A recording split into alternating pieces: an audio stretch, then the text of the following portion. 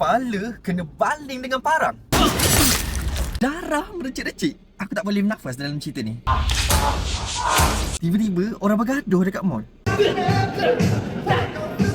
Another day, another movie premiere. Beberapa hari lepas aku ada tengok cerita Ikatan Darah. Filem thriller action movie yang baru. Aku boleh cakap one of the best movie Indonesia tahun ni. Aku nak spill spoiler cerita ni.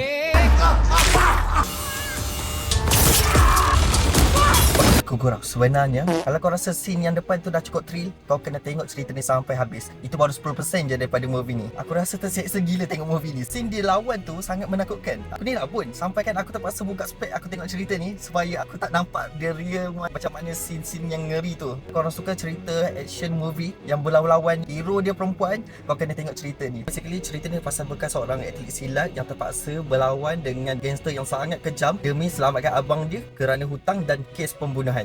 Movie ni dah mula ditayangkan pada 14 Mei. So korang kena tengok sekarang dekat sinema berdekatan dengan korang.